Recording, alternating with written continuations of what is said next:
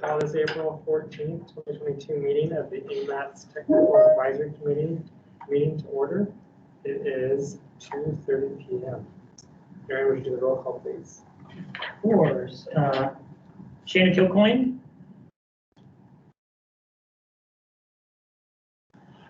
Okay, Craig Lyon. Here. Jamie Acton. Here. Brad Coy. Here. Todd Van Hoek. Present. Kent Colhays. Here. Brian Lindemood. Also present. Steve Rebuffo. Here. Cindy Heil. Here. Stitchick.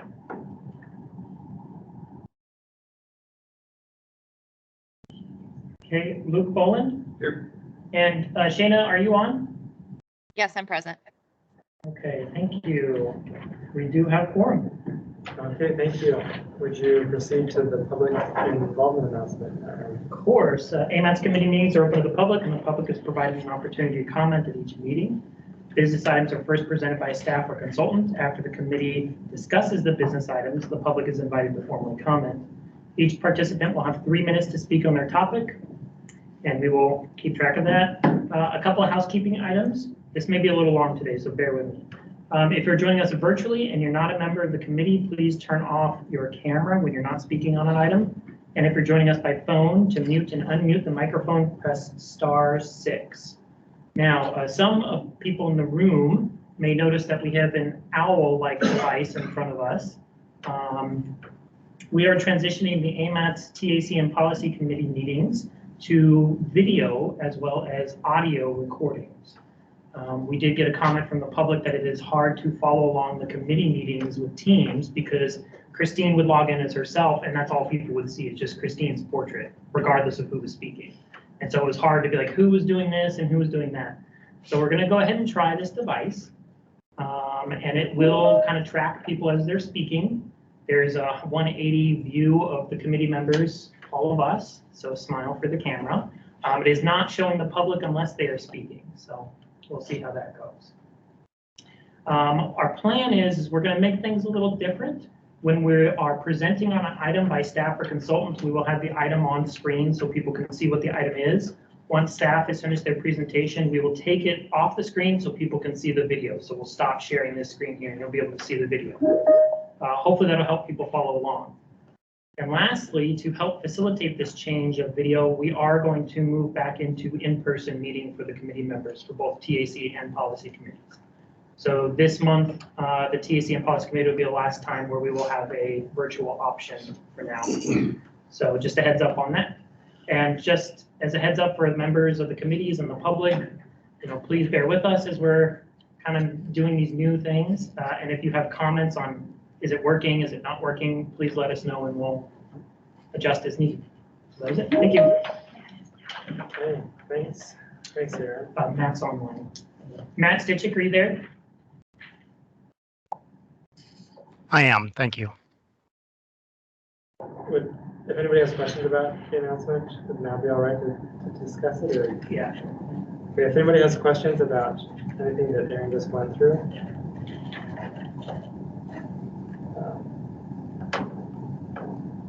Okay, so when I'm speaking, does it zoom in on me and everyone can see me now?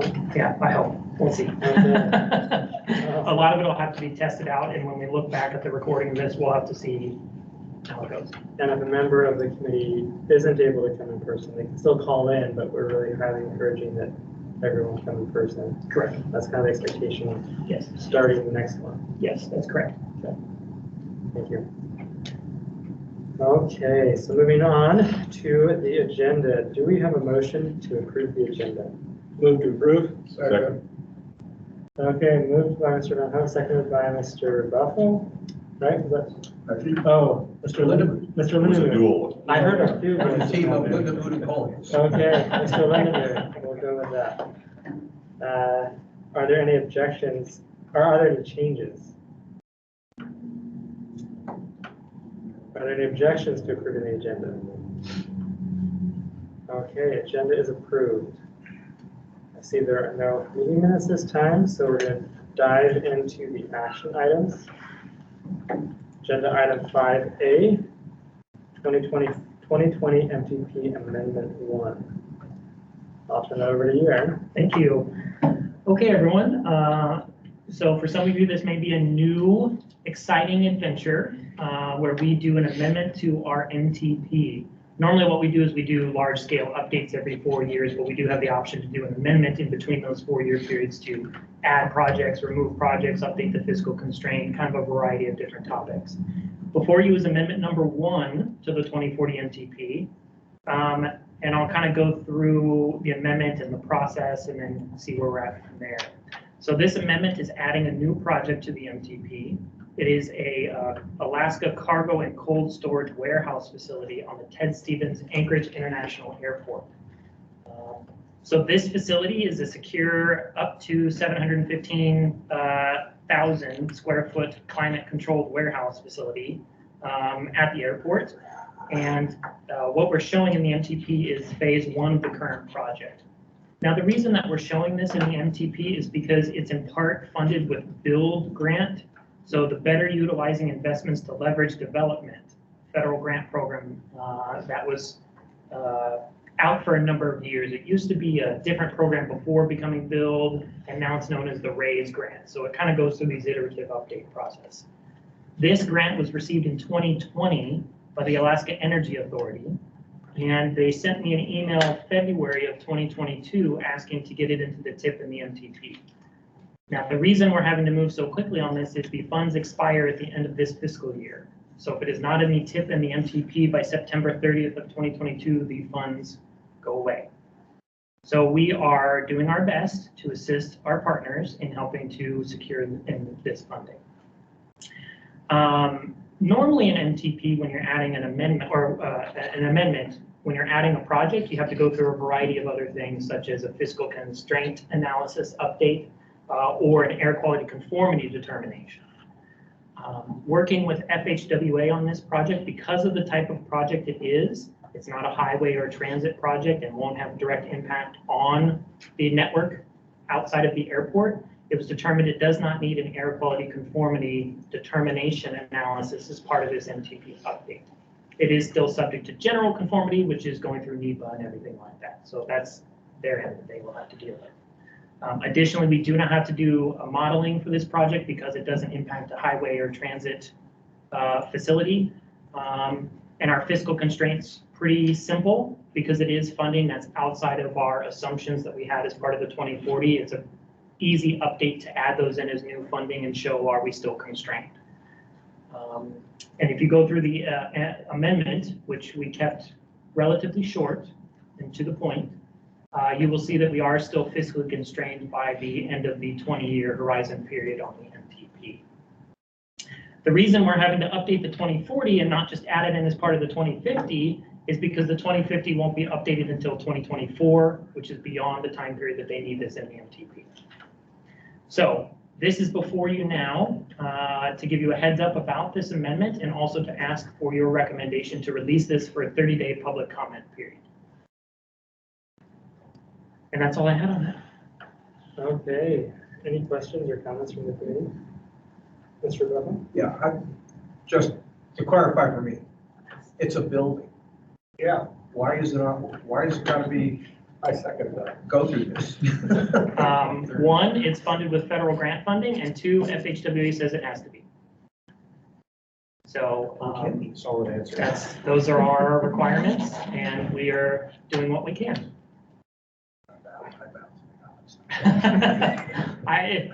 We have no choice in this matter in that regard. So Okay. it is strange. I understand, and even FHW is like, what? And then everyone kind of talked about it. And it was, even though it is a building, it is federal funds using it. Now I'm going to ask my follow-up. So FHA has primacy over FAA in this instance, even though this is a building on an airport. Because it's using FHWA funding, I wouldn't say primacy over, but they still have to follow FHWA requirements for this, and Todd may be able to help answer some more. Yeah, FAA is not participating in this at all, other than providing the lease space for it.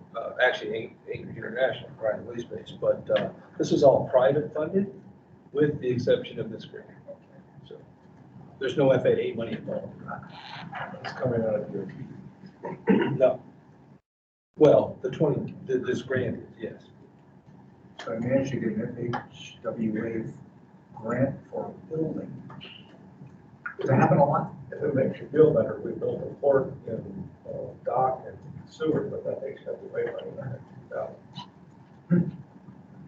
It's an eligible expense of the raise, build grant, and it can. I don't know how common it is. Okay. And I may have missed it, then who would own the building? Private building. Yeah, Right. yeah, whoever ends up using their private funding for it. At least, And so, kind of repeating the questions, it only comes through us because it's federal highway funding. But other than that, there's no AMATS involvement other than we need to vote on it because it's federal funding. Because FHWA funding, kind of regardless of the source, requires it be consistent with planning documents, including AMATS's MTP and TIP. So yeah, even though there's not real involvement by AMATS other than just putting it in our documents, it's part of the process. Okay, thank you. Any additional questions or comments from the community? Is there anyone online with questions or comments? Okay, any questions or comments from the public? Is now the time for that? Okay, any questions or comments from the public? I don't see any there either. What is the will of the committee? move to approve. Second. Okay, moved by Mr. Rebecca, seconded by Mr. Lyon. Are there any objections? Hearing none, the motion is approved. Okay, moving on to action item 5B, the BPAC appointments. And this one, I'm assuming Joni is going to be taking. Yes, Miss Joni Will, AMATS staff will go ahead and be presenting on this. Okay, thank you. Great, thanks, Erin. So we have two BPAC appointments before the committee today. We're asking you to review the appointments and recommend to the policy committee approval for these two folks. So Katie Severin is the first one. She has a bio here that you have in front of you, and I'll just read it out really quick. She is Associate State Director of Communications at AARP Alaska. She's born and raised Alaskan, holds a bachelor's degree in political science from Colorado College, and a master's in public administration from the UAA. Before joining AARP, she worked in federal and local government, focusing on economic and community development and strategic communications. And she will be replacing Eric Gurley in the social services seat. The second person we have is our person to fill the community or environmental organization seat vacancy that we have. His name is Michael Williams. He came to Alaska in 1987 to attend UAF. He graduated with a Bachelor of Science in Biological Sciences in 1992, received his master's in 1997 from UAF. He's married with 2 adult daughters, who graduated from East Anchorage High School, and he rides his bike to all business appointments within a couple miles of his home in the rain, snow, or sun. He's a marine mammal biologist and has worked on research projects around the state. So these are the two folks we've got recommending for approval, and I don't think they're on the phone today, but we just recommend that you approve these two people to be appointed to our BPAC. Thank you. I would like to interject real quick and just thank Eric Gurley for his service. He has been serving on BPAC for quite a while now, 6 or more years, and we really appreciate his dedication to helping to improve non-motorized transportation throughout the AMATS area, and wish him well in his endeavors, as I believe he's moving on into furthering his education career with a new PhD.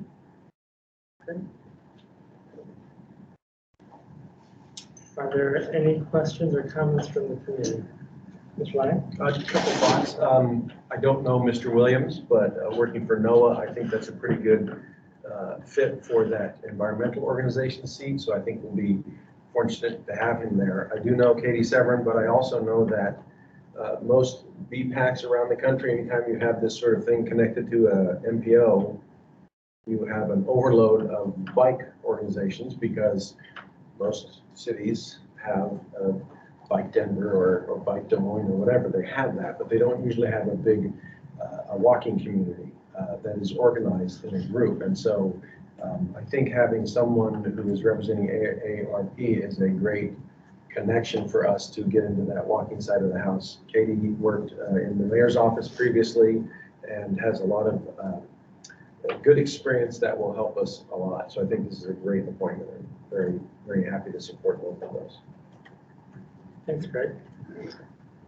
Any other committee questions or comments? And which group was Eric representing previously? He was social services, so Katie's just taking over for him. Okay, was he with the? Oh, what was his job? Oh, he was with Hope's originally, and then he was with, what was the name? It was like walking, shoot, I should have that. I should know that. I apologize. But it was what was an ADA group Okay. here in town, nonprofit. And so it wasn't that he was representing those agencies, it was more that he had some of that experience and he fit more of the role, and kind of similar thing with Katie. Like, so it's not so much that these positions are trying to represent an organization, it's more that their background is such that it targets some of these areas. Kind of how, the different seats work. I mean, kind of a both mixture. They do help represent the organization, but they do with targeted or like a wide variety. Eric Curley works for Access Alaska, so it's kind of an all-encompassing group. And so we try and find any open seat we put out for like a nomination period where people submit applications. Any seat that's from a community, like an organization type of thing, we reach out and try and find somebody from an organization who would be willing to serve. And this community and environmental organization could be something like Hope Alaska or NOAA, for example. And we got a recommendation for this individual and felt he was a good fit. Yeah, when we first created the BPAC for the environmental seat, we had someone with Alaska Center for the Environment. Later on, we had someone from the Nature Conservancy, so we were connecting with that environmental side on that. And this time, we have someone who is with NOAA, which seems like that's a good connection there. We've had people in the past for the disability seat that were connected to organizations that were in that area. The social services seat sometimes is hard to fill, so I think it's just a good connection there with the AARP in this case. So. Okay. And Eric actually recommended Michael for BPAC appointment. So that meant a lot to us because he's been serving for 6 years as a member. Okay, that's great. This is my first time having these appointments, so it's good to a little bit of a better feel for it. Thanks. Yeah. Any questions or comments from the public?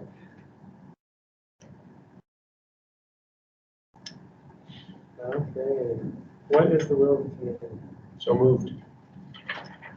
Okay, moved by Mr. Lyon, and you're moving into. I move that we recommend to the policy committee approval of these two BPAC appointments.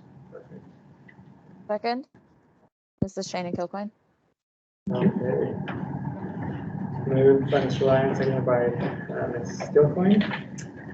Do we have any objections? Hearing none, the motion is approved.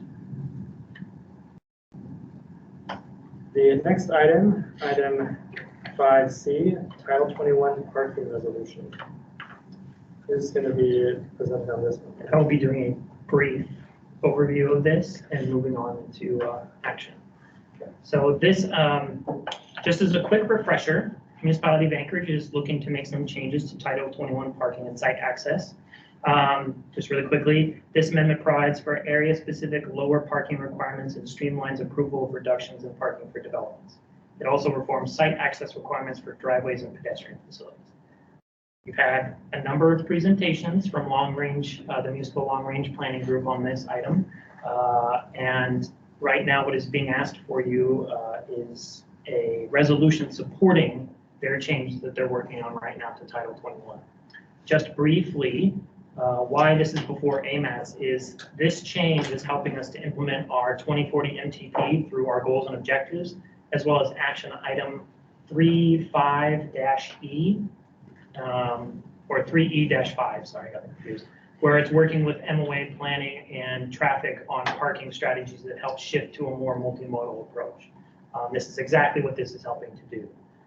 Additionally, it helps implement the non-motorized plan, goal 5, to provide support facilities and amenities to design to enhance the bike network and encourage use of bicycling as a transportation system. And also helps with the implementation of the congestion management process, where this is a recommended strategy in there as well. This is a very good way to show linkage between transportation and land use, as well as how are we as AMATS helping to implement our studies and plans that we do over the years. So this resolution is just saying that we support the Muni in their efforts. I do have one quick suggested change. To add a whereas to explain that it's helping to implement action 3E-5 of the 2040 MTP. I believe it was inadvertently left off of the resolution.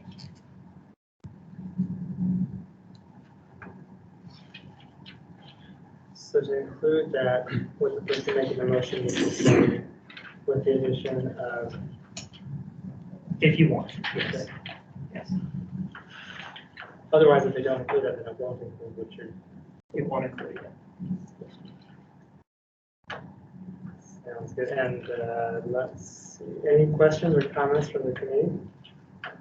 Aaron, could you repeat 3E5 again or summarize it? It's basically 3E5 is supporting the Muni planning and traffic department in parking strategies that help shift to a multimodal options for transportation. And where in the list of whereases would you input this, or are you adding to one that already exists? Well, we have a couple options. My recommendation would make it a separate whereas under the, sorry, they're not labeled. I guess we'll have to change that. But under the whereas that's talking about the 2040 MTP goals 5, 6, we could add just another whereas there because it is a little different from the goals and objectives and just kind of highlight that it's an action item. So we can add it under there as another whereas.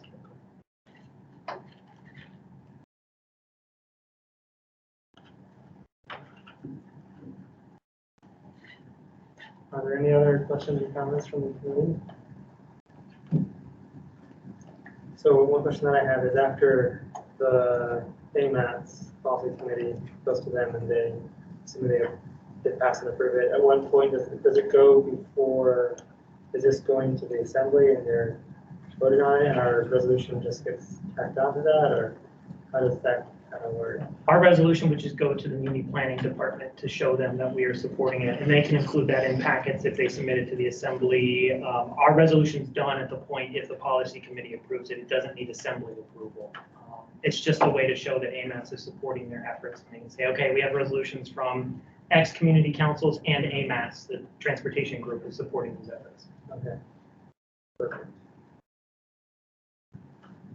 Are there any additional questions or comments from the committee? Any from the public?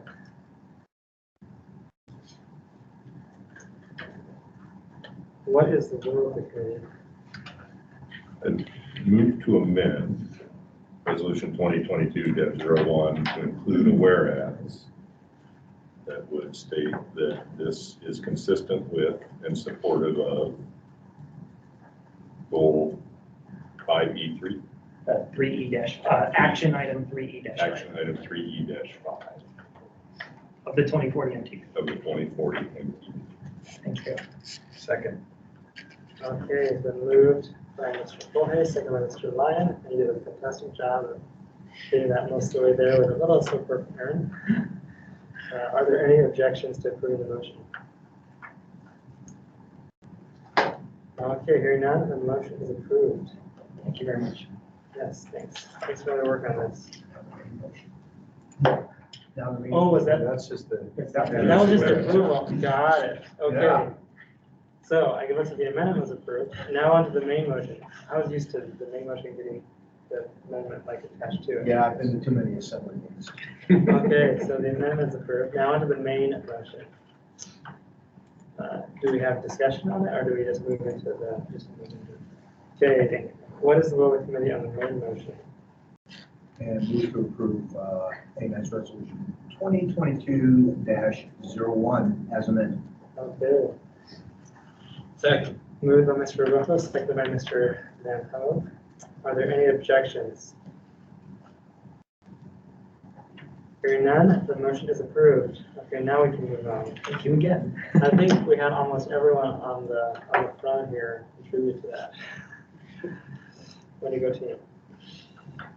Okay, item 6A, project and plan updates, 2050 MTP.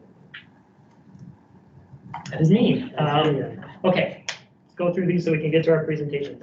Just a quick update on where we are at with the 2050 MTP. We just closed our comment period for the performance measures and criteria. We got 192 comments, 194 comments. The majority of them were submitted by one individual and one community council, so they're duplicative of each other. So we will be going through those and putting those responses out for everyone to see. We'll be sending them to the committee members so you can review staff's responses to those. I also just want to let you know we are having a public work session coming up here soon, or public meeting. Our anticipated time is May 11th, and this is where we will start doing issues identification and project nomination for the 2050 MTP. So very exciting for us as we're moving forward with this plan. I also wanted to just give a quick update on the schedule. We just got approval to get started on the model update for the 2050 MTP, and that has shifted our schedule considerably. We originally were going to have about 6 to 9 months between when the public comment period on the entire document closed and when we brought it back to the committees for final approval, so we can make adjustments based on the public comment period. The model is going to take about a year to update, and that pushes our schedule to where we only have 3 months available between when the public comment period closes on the public review draft and when we have to come back to the committees for approval. So just a heads up to everyone, the schedule is concise and we will get approved on time, but I just wanted to make sure everyone is aware of that. And we will have that schedule posted for the public so they can see. That's all I had on that one. Okay. This was not, there's no actions items, just move on to the next item. Okay, the next item, 6B, 2023 to 2026 tip. That's me as well. So as all of you know, we do have a draft version of the new tip out for public comment period. It is open through May 5th. End of business day is when it closes. So please get the notice out to everyone. We've sent it out to the FCC and everyone possible to try and get this information out. This is the perfect time for people to be commenting on what projects are in there or what projects were not included in the staff draft version. We also sent out a schedule so everyone can know kind of what's happening with that. And one thing I do want to highlight that pertains to this group, we are going to be shifting the TAC meeting in May from May 12th to May 19th. The reason for that is we need a little more time from when the comment period closes, when the assembly public hearing is taking place, to get all of our comments organized to bring them to the committee members in May. So I just want to give you a heads up on that. The schedule is available that we sent out or on our website if you want to take a look at what else is coming. But right now we do have approval of the tip in August of 2022 to send to FHWA in September for final approval. So again, that schedule is concise. And that's all I had on that one. Oh, I would like to thank everyone who's involved in the scoring and ranking. We had 142 nominations, and it was a lot of work on staff's part. So I really appreciate their effort in coming together and getting it done in a timely fashion. Yes, thank you, Aaron. I concur with my staff. Also acknowledge the significant effort that was. So thank you everyone who was involved in that. Moving on to the general information updates. I have item 7A, EV spending. Sounds like Shana Clifford will be speaking to that. Yes, Shannon, if you're on, you can go ahead and share your screen and take it away. Okay, thank you.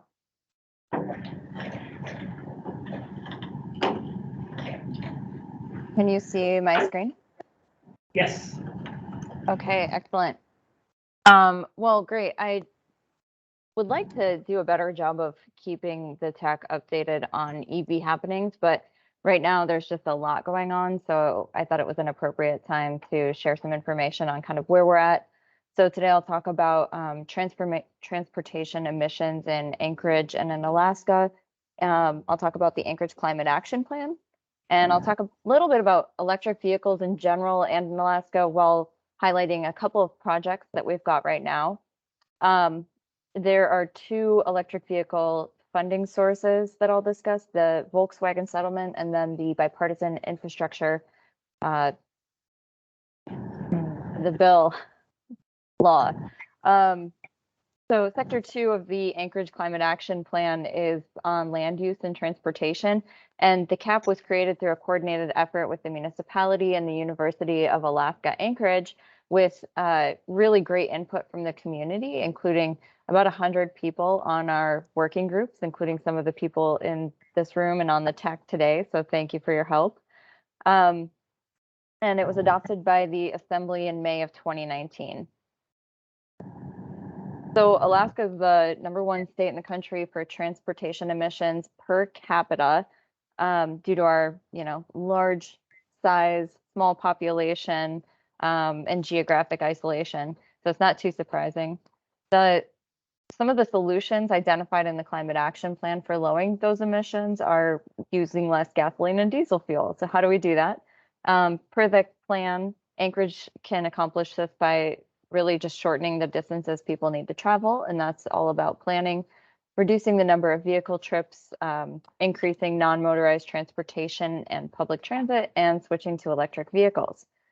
And really, it's pretty cool to see the innovation going through electric vehicle, the transportation sector right now in electric vehicles, and automotive companies have committed hundreds of billions of dollars in the last couple of years alone to just vehicle electrification. So I'm sure that you've seen it throughout your life even.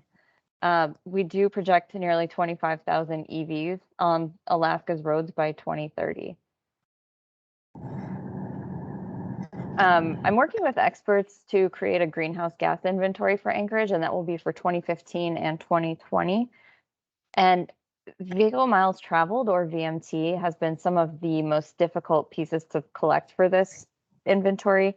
We ended up using Google VMT data and then State Department of Environmental Conservation data. So thank you for the help on that, DEC folks. We hope that for future inventories, we'll be able to use an AMATS VMT travel model, and we might even be able to use fuel tax data. We don't have that for 2018, so we just need to make sure that our data is consistent in where it's coming from. And but incorporating that in the future models, I think, will be a really great opportunity for us. So this is just a preliminary look at our greenhouse gas inventory with regard to transportation. And you can see transportation here is it's 42.6%, which is on par with what we saw in previous models. So really not much of a change. However, if you're looking at the graph on the right, 2015 versus 2020, we see three differences here. The one on the far left with the higher bars, that's Ted Stevens Airport. So the blue is 2015, the red is 2020. We saw an increase there. The next one to the right, the next notable bars are gas VMT followed by diesel VMT. So both of those dropped from 2015 to 2020. Not surprising because of COVID. And we talked to the airport, and of course there was a lot of shipping, a lot of shopping online, and so their cargo traffic went way up in 2020.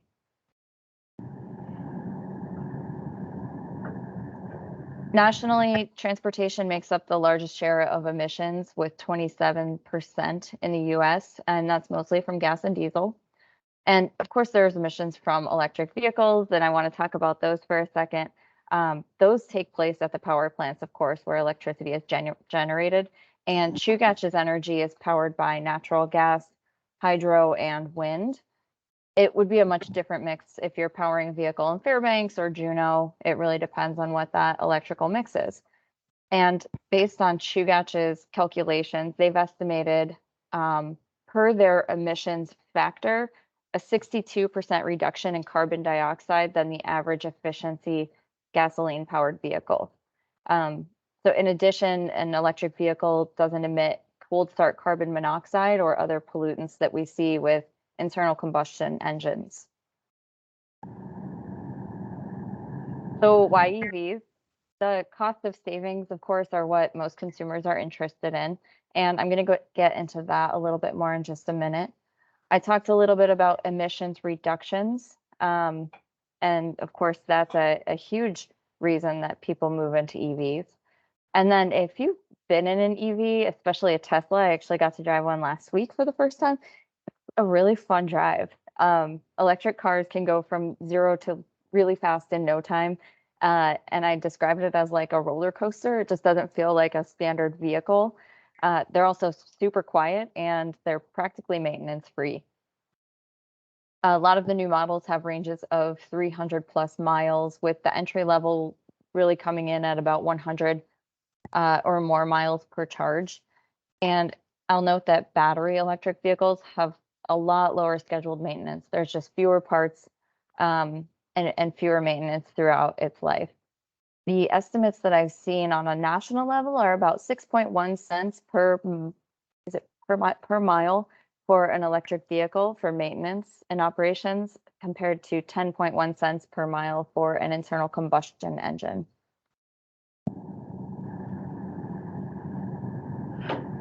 So in the fall, we partnered with Chugach Electric to install a level 2 charging station at the Rustic parking lot. It's a ChargePoint CT 4000, so pretty cool, or at least cool sounding.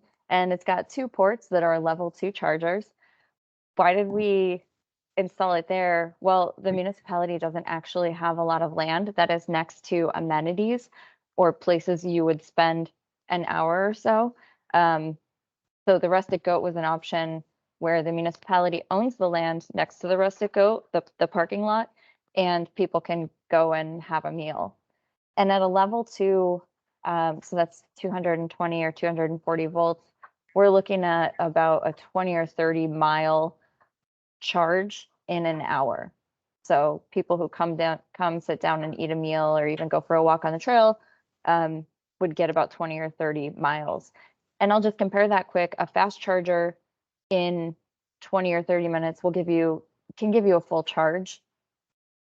Though those fast chargers are changing really quickly and ramping up really quickly. So it's just happening faster and faster, and we're just trying to keep up.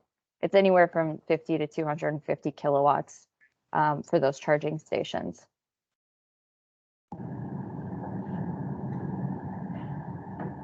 So as of December 31st, 2021, there were 16 makes and 24 models of battery electric vehicles. And by battery electric vehicles, that means entirely electric, not the hybrid that you might also plug in.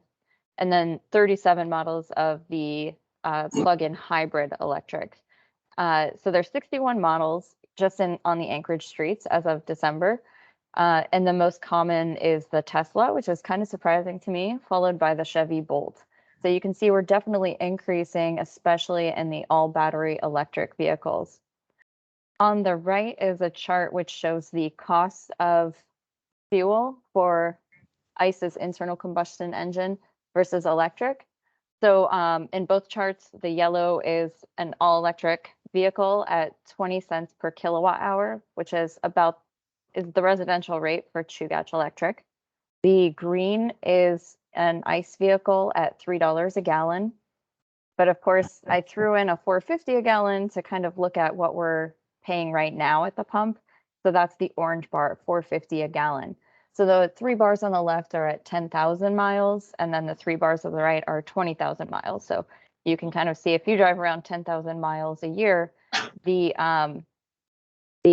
electric vehicle is going to cost about a third of what the internal combustion engine is at $4.50. So for 10,000 miles, or sorry, yeah. So if you're driving 10,000 miles in a year, you would spend just over $2,000 using an average efficiency gas vehicle compared to $690 to power an average efficiency electric vehicle. So that saves you almost $1,400 in a year.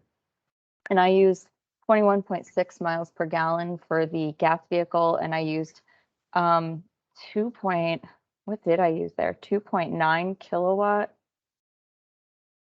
Should have it in 2.9 miles per kilowatt hour is what I used for the electric vehicle. So folks driving the electric vehicles right now are not minding those pump prices at all. I want to talk briefly about a very cool project that maybe you've heard about at Solid Waste Services. So Solid Waste Services has a fleet of 70 vehicles, including 22 or 23 garbage trucks. And diesel garbage trucks are averaging about 2 miles per gallon. So that makes them a really good candidate for electric vehicles, especially when you have something like regenerative braking, where they actually are charging up at stops, and that is all a garbage truck does. And it doesn't actually go very far throughout the day, and takes a break midday. So we targeted these as really good for a pilot electric vehicle heavy duty truck. So we're replacing a diesel garbage truck with an electric version that's a 520, and that'll reduce our fuel and maintenance costs, improve air quality, and neighbors can enjoy a quieter option, though they might have to set an alarm as opposed to hearing the garbage truck come down the street to put out their garbage, which is what I do right now. Solid Waste Services is partnering with a company called eCamion to test a battery as a part of this project. We're really focusing on using the battery to kind of slow charge during the day. And that way, when the garbage trucks come in at night, we can charge those up quickly. Whereas if you are charging them straight from the electric grid, if you're not very careful, you can incur some pretty high demand costs by kind of peaking your power usage. So we're trying to do that to save money. We were very fortunate to get a couple of grants. We got about a $700,000 grant from the Department of Energy for this project, and a $25,000 grant for the battery charging portion for this project. And I'll add that the pictures that you see up here are the electric vehicle 220 box truck. So we got that one last July, and we've been operating it ever since. We have had a couple of problems here and there, and it's been so far entirely kind of human issues in the way it's programmed, and just different things that we're learning about. For example, one of the issues was that when we first got it, it would start really slowly from a stop, and we learned that it was programmed to try to mimic a diesel vehicle. And so they kind of reprogrammed that, and then it would just it had no problem stopping. Just one of the examples of trying something new. I'll add that the Alaska Center for Energy and Power is doing performance analysis of the trucks so that other fleets in Alaska and the world can learn from this pilot, since we are so far north and deal with such cold weather. This is just a flyover. If you've gone by 56th and Old Seward or the highway, you've seen probably some major construction. That's the new central transfer station at Solid Waste Services. This is a flyover image of our warm storage facility. And because of this project, we were very thoughtful in future-proofing this facility. And so we installed conduit and stub-outs in most of the bays so that, this facility, which is going to be used for decades to come, is ready for electric vehicles. And we were able to do those upgrades at a time when it is much cheaper than you would have to do down the line. Okay, so this is the moving forward on infrastructure. These next two slides are kind of the meat here. In 2009, you probably heard that Volkswagen had installed software in their diesel engine vehicles to try to cheat the emissions tests. And so after a lawsuit, they were ordered to pay about $10 billion as a settlement, and a portion of that had to be used to invest in emissions reductions infrastructure. Alaska received 8.125 million, and that money went through to the Alaska Energy Authority to administer it. And so in 2020, Alaska Energy Authority began overseeing the deployment of electric vehicle charging infrastructure across Alaska on our most heavily traveled highways. And so they used, you can see here, they were able to throw in about $960,000 of that money to add 12 DCFCs, so that's the fast chargers, and 11 level 2 stations at 9 different locations. These are all, may not look it, but they're under 100 miles apart. So no matter what vehicle you're driving, you should be able to get from one to another. And I'll talk more about what that highway system is going to look like. Private landowners and property owners chipped in another $500,000 to make this happen. So now we're looking at a $1.5 million investment in charging infrastructure. The Alaska Energy Authority did award these grants, and they're hoping to have the project done sometime this summer.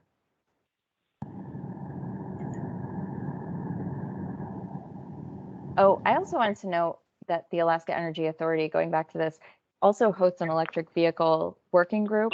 And so they've been working on developing that highway corridor beyond even this VW settlement.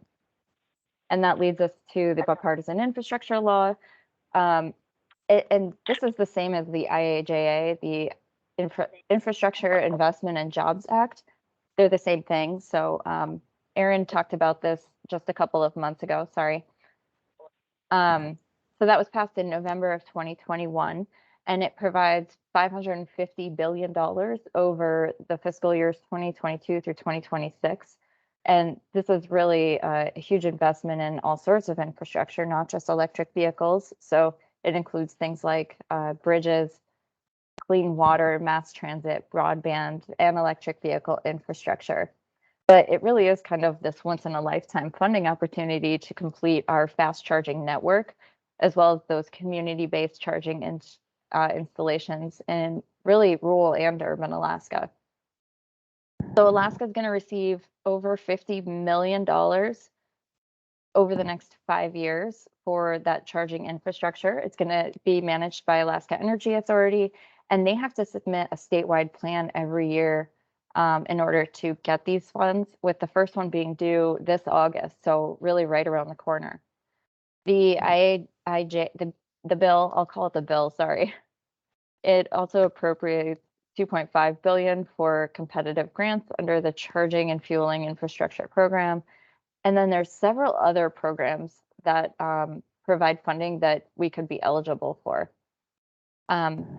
In some of those programs, states, local governments, and MPOs are eligible to participate in. They're either new or expanded upon programs, such as the Safe Streets and Roads for All program. I will say that I'm still not quite certain. I know Department of Transportation is going to be playing a role here, and I'm still not certain what that relationship is or that coordination is. The NEVI, the National Electric Vehicle Program, formula guidance is distributed by the Federal Highway Administration. And I know that AEA is working with the Department of Transportation on that plan. I'm just not sure what it looks like or exactly what the DOT's role is. So maybe that's something, you know, we can work with through AMATS or after AEA gives guidance. One thing I'm particularly interested in after working at Solid Waste Services with our electric vehicle pilot is how to build the EV workforce.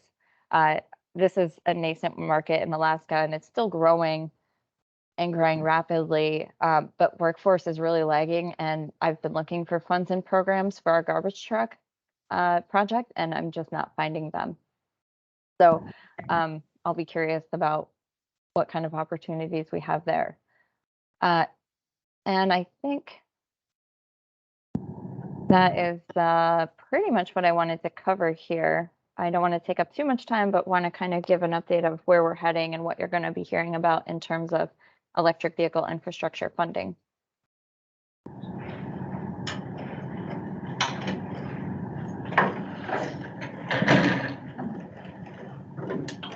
I'm going to stop sharing my screen.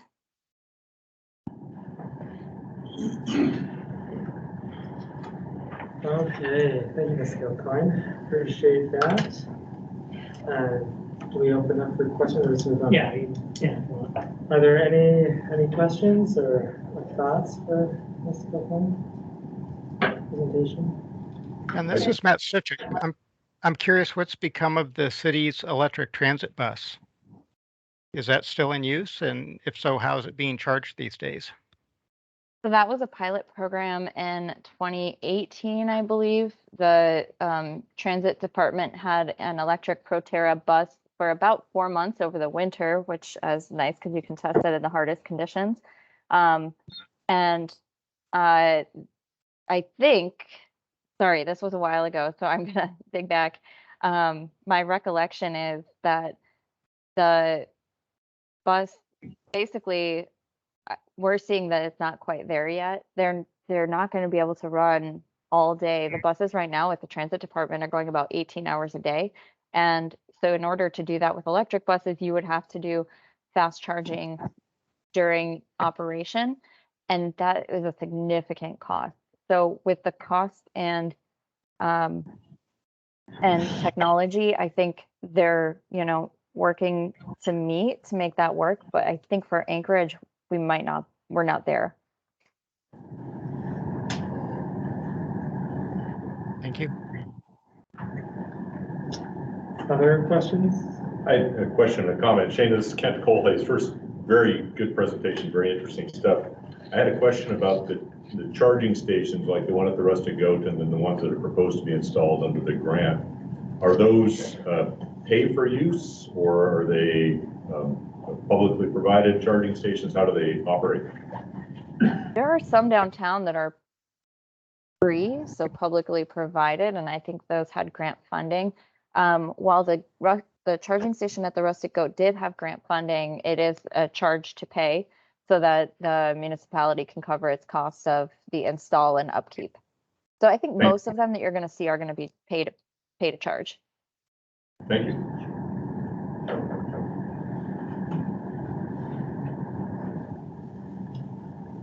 Any other questions or comments? Shana, do you know if they're, regarding those fast charging stations, the 9 that are being installed, do you know if there's any restrictions on the time of day that they can be used? Or what policies are in effect for who's allowed to use them? Do you have to be a patron of those facilities in order to have access? Good question. As far as I know, you do not have to be a patron of those facilities.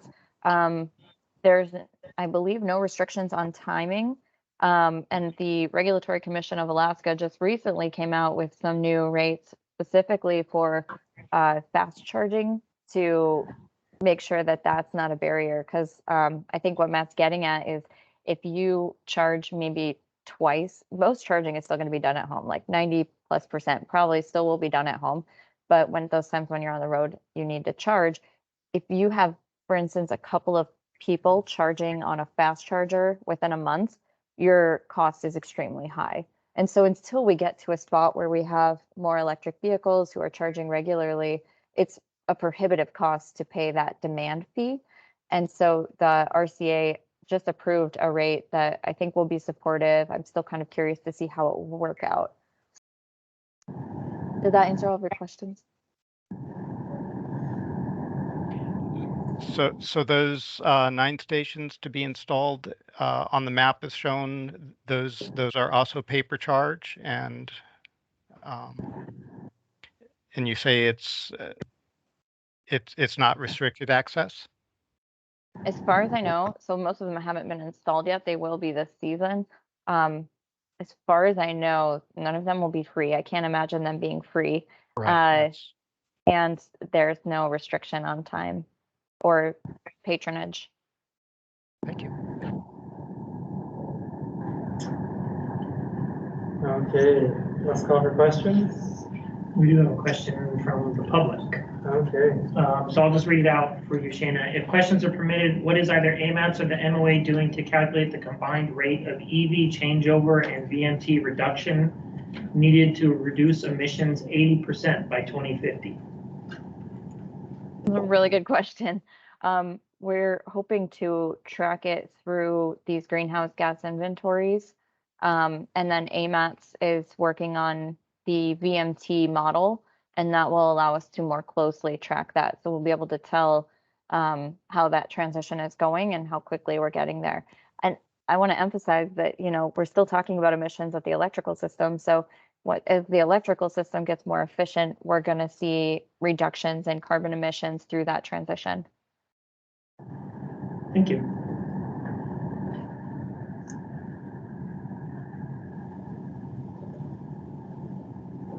Okay, thanks so much again. Really appreciate it.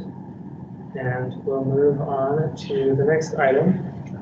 The next general information update is item 7B, the Sewer to Glen Highway PEL update. Who will this one be going to? This will be going to Kelly and her team. Okay. Hi, thanks for giving us time this afternoon on your agenda to discuss the Seward Glen Mobility Planning Environmental Linkage Project.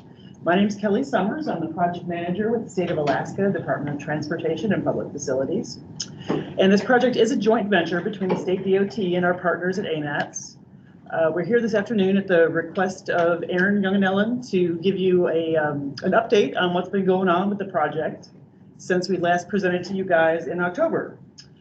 With me today is Lori Cummings from HDR. Lori is a senior senior planner at HDR, and she is also the planning lead for this project. So with that, I will give you your attention to Lori. Thank you. Good afternoon, everyone. Sorry, there's a lot of technology going on right now, so forgive me if I missed that. So today we just wanted to give you a short update on what we've been doing for the Seward Glen PEL project. It's been several months since we were here. I believe we were last here in November, and we've been doing a lot of work since then, so we just wanted to keep everyone informed of what we were doing. Since then, we have completed our traffic forecast memo, and that memo looked at what the traffic would be in 2050 based on Department of Labor and Workforce Development population projections. We also completed the basic description of the environmental setting memo, which basically describes the existing environmental conditions in the project area and includes information such as land use, wetlands, air quality, kind of what you'd find in that existing conditions chapter of a NEPA document. We have also been working on our origin destination study. Last report, we did a study last year that looked at kind of Bluetooth technology to figure out where people were going from and going to in Anchorage. So we have completed the study and is currently under review by DOT and the project team. We've also completed our no-build 2019 and 2050 travel model runs. We've heard a lot about the travel model today, and that's what we are using for this project. We're kind of looking at the existing traffic system and what is that going to look like in 2050? Are we still going to have congestion issues? If so, where are they? So we're in the process of looking at those and making sure we're happy with those results. And we're also working on several other reports. We're working on a system performance report that looks at how is our existing transportation system performing? Are we meeting our standards? Are we meeting an acceptable level of service?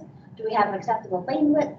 We are looking at the motor vehicle system, so vehicles, as well as transit and non-motorized systems. We're also working on the purpose and need statement to figure out what transportation challenges we're trying to address by this project.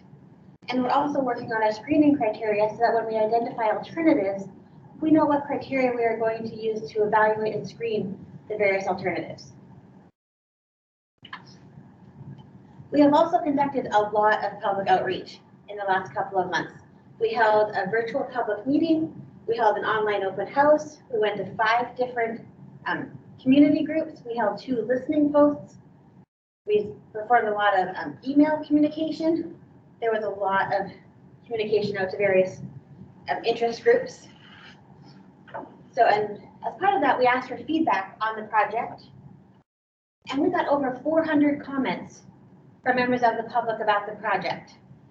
They included a variety of different topics, travel forecasting, land use, property. People wanted to know what the alternatives were. But almost a third of the comments we received were about non-motorized issues. So, and they were quite a range. They identified, areas where they would like to see new non-motorized facilities, locations that had, specific problems that they wanted to identify. And so one of the ways people could provide feedback to us was through a comment map. And when they made comments through this map, they were able to select the mode that they were using for their comments. And so we were able to map that data. And so a lot of people were telling us that there were non-motorized issues or needs that weren't being met in the Fairview area. That's kind of where the bulk of these non-motorized comments were concentrated, but we did see them throughout the entire study area. So as a result, we have been looking at a lot of the non-motorized information to incorporate it into the project, and the city and Aimats has actually done a lot of work in this area already. One product that they just recently completed is their non-motorized plan to look at how to improve mobility and safety in the entire Aimats area without needing a car. One of the things they looked at was where is the demand for non-motorized use. So they conducted a demand analysis that looked at various factors like where people live, work, play, go to school, kind of where people might want to walk to or bike to, and then they created this demand analysis map. And as you can see, the downtown area it has a pretty high demand for non-motorized usage. They also did a lot of additional analysis of the existing conditions in that area. One thing they did was a bicycle level of traffic stress. And that looked at items such as the posted travel speed, street width, and the presence of bicycle facilities, such as on-street travel lanes, to determine how comfortable is it for people to ride a bike in this area. And in our study, it kind of ranged. Some of the side streets, it's not too bad, but on some of the major roads in the corridor, it had a level 4, which is the highest level of stress. So, I recommend people look at the non-motorized plan. It included some additional analysis such as equity, and that, so it provides a lot of really good information about the non-motorized conditions in this area. But we also looked at other sources. The MOA Annual Traffic Report is also another great source of information. They publish information about bicycle and pedestrian volumes on our trail system. So this graph here shows usage along the Chester Creek Trail, and Mulcahy Park has about 250 pedestrians a day, whereas bicyclists has about 300 a day. So it's fairly heavily used through this area. And one nice thing about this annual traffic report is not only do they have the volumes, they also have information about crashes. We heard a lot of information from the public that people were concerned about the bike and ped crashes that were being experienced in this area. So, sorry, these are a little hard to read. We are currently working with the MOA Traffic Department to get GIS data so we can zoom in on this area and kind of look at it over a time frame to reflect where these clusters are. But we can see there are some clusters, especially around the kind of Fifth Avenue C area, and there's another one kind of Ingram Gamble, just where it divides up. So we're going to be looking at this information in more detail to really see, is there a pattern to where these are occurring? And then we're also going to be using other sources of information, such as Vision Zero, Strava has some information. So we're going to be looking at all of those different components, kind of really get a sense of the non-motorized issues and needs in this corridor.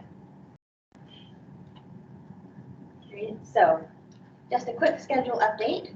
We're kind of currently in the third step there, the purpose and need and evaluation criteria.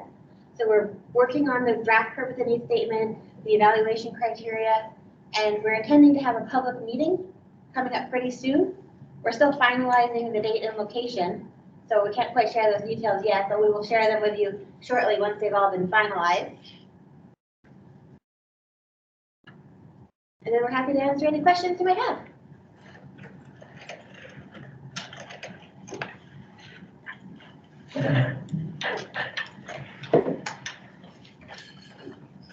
Any questions from the committee? Questions or comments?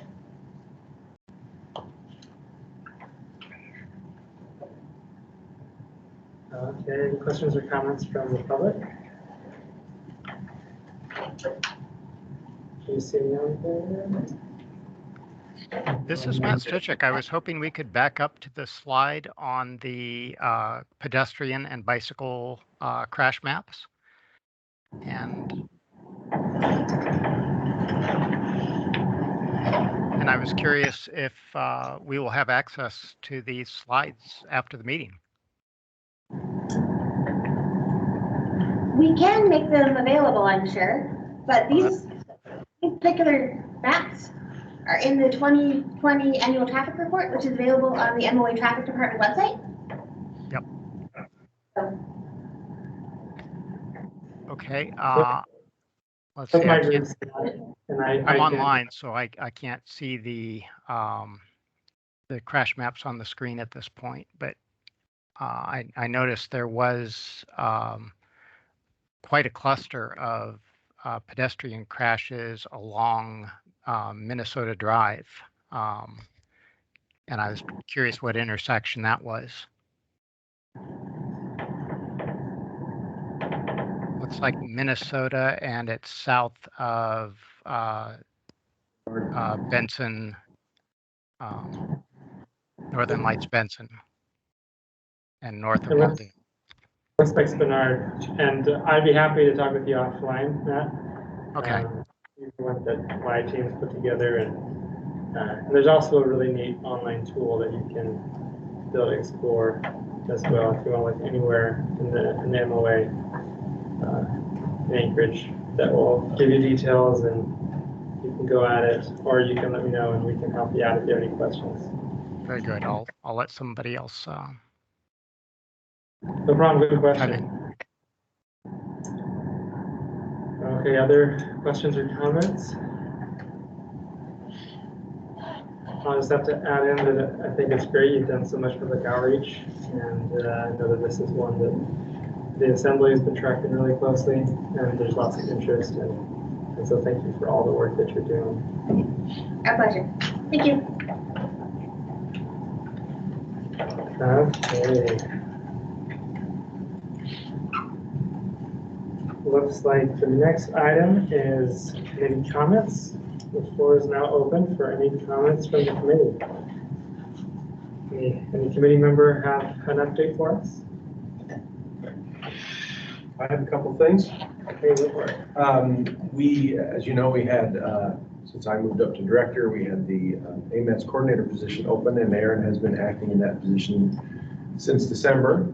We had 2 candidates, very, very strong candidates, really good interviews. We did end up making Aaron the permanent new coordinator, so we're very happy about that.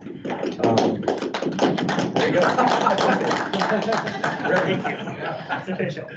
And Quite the ceremony. Yes, I know. This is about all I get. And with that, we will have an opening for Aaron's position, the senior planner position, that should post today. We'll have it posted for a week and posting that worldwide, nationwide to the room as well if we can, and see what we get. Hopefully we'll find some good candidates in that first week. If not, we'll open it up a little longer, but yeah, we're excited going forward. Thank you. Awesome, congrats, Aaron. Thank you. Other committee comments? Aaron, go ahead. We've have had over the last year or so a fair amount of traffic through town during the winter season, which is good for us, I suppose. But passenger season is upon us, and gravel season is upon us. So what looks like a sleepy railroad is not going to be sleepy much longer. So, Don't drive down C Street. if you, 5 o'clock, C Street going south, find a plug-in station. Turn it down. Yeah. Okay, Mr. Rebecca. Well, most of the ice is gone. It only took a few weeks. So down at the port, we're getting ready to see Pacific Power Marine come back this summer to do the last of the cleanup work on the new petroleum cement terminal. We are far enough along now where we're in the process of going through all the changeover checklists from the construction company and the program management consultant at the port. So we're going to do the lion's share of that in the next couple of weeks, and then we'll have a facility that will at least be able to service petroleum barges until Pacific Power Marine comes back. They have a little bit of cleanup dredging to do before it'll be deep enough for tankers, which we hope will happen sometime in late May, early June. And then we'll have a fully functional brand new terminal, first one in over 20 years constructed down there in the port. It's a big deal for us. Yeah, that's great news. Thank you. Other committee members? Anyone online?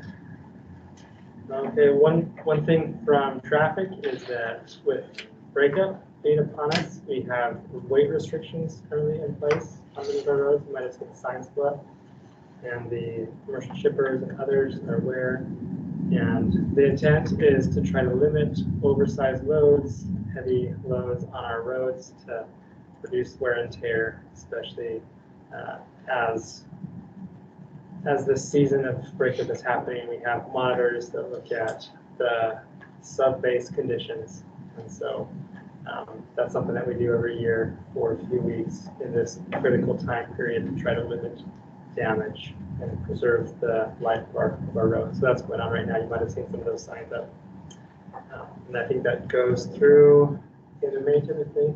I'm sure it affects the port. I know that my staff are coordinating closely with a lot of shippers. Yeah, mostly big construction equipment is, you gotta wait till the road restrictions are off before you in earnest start moving that stuff around. Yeah. Okay. Any other comments? How about comments from the public? Do we have any members of the public that comment? Okay, Time to remove your studs too. that's right. Okay. Yeah, with the breakup, stud removal time is coming up. Thank you, Mr. Cecil. Other public comments? Okay, with that, we are adjourned at 3:42.